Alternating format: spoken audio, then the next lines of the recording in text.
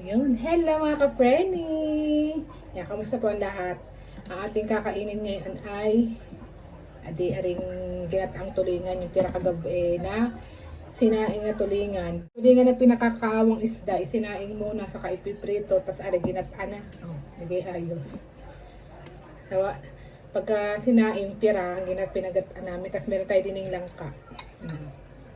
Na may delays. Yan ang langkang gulay. Masarap lagi ang may gulay. Sabi ko sa inyo. Yan, kain na mga kaprene. Yan ating gulay, di langka.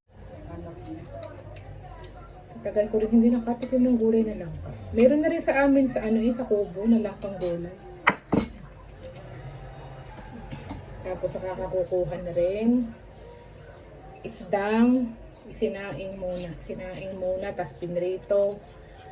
Tapos ngayon ay ginataan na. O, diba? So, ginataan. May taba pa. Hindi ayos.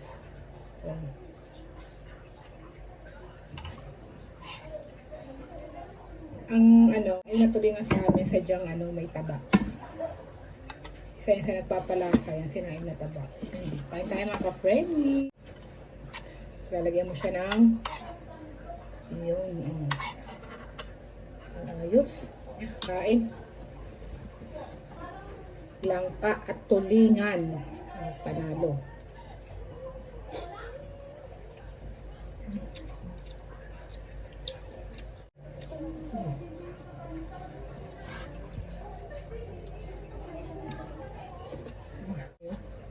Hindi pa ako naliligo. Maya ako liligo. Hindi na alas 12 ng tanghali.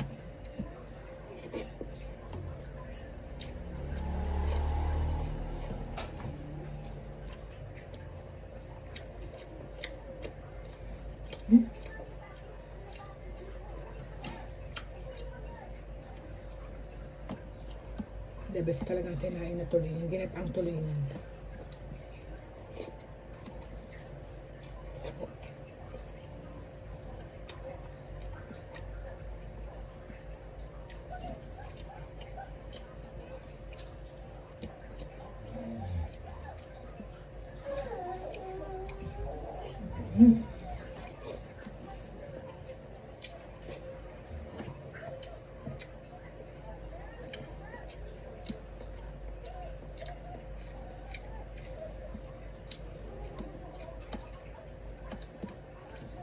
Sa mga nagtatanong pala kung taga saan ako din sa Pilipinas, diniho ako sa Batangas.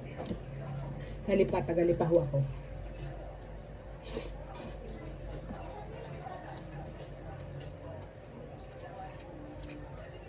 Ang dami nagko-comment taga saan daw ako Diniho sa Batangas, sa Lipa.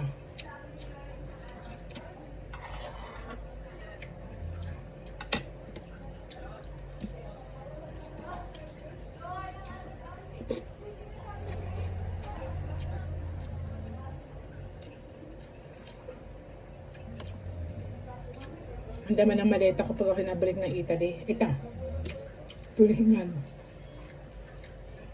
Pinapaluto ko sa aking ina.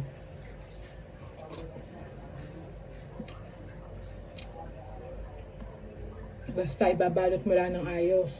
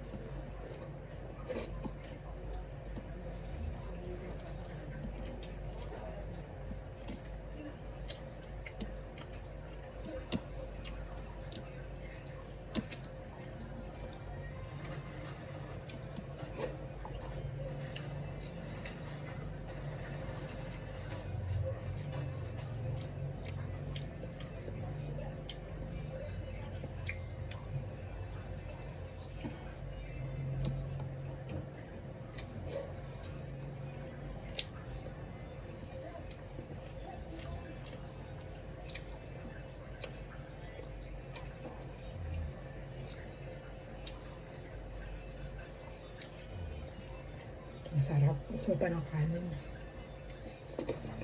Kinapos. Kinapos sa kanin.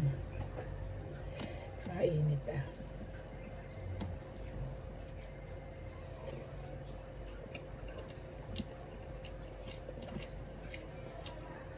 Sa amin sa Italy, pag summer, mainit din.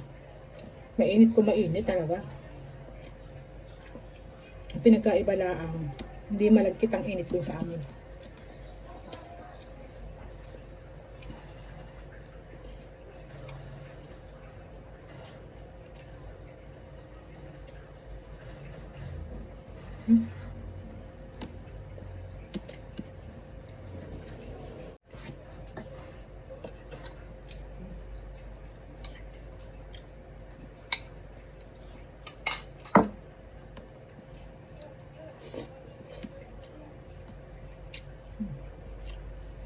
Ah.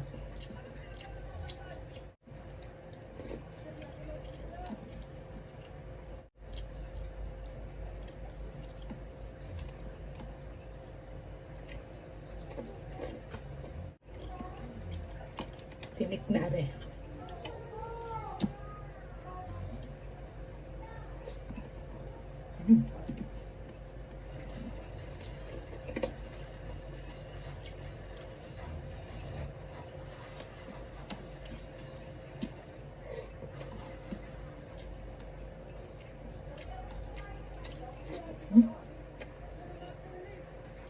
Bundag na ng anak ng anay.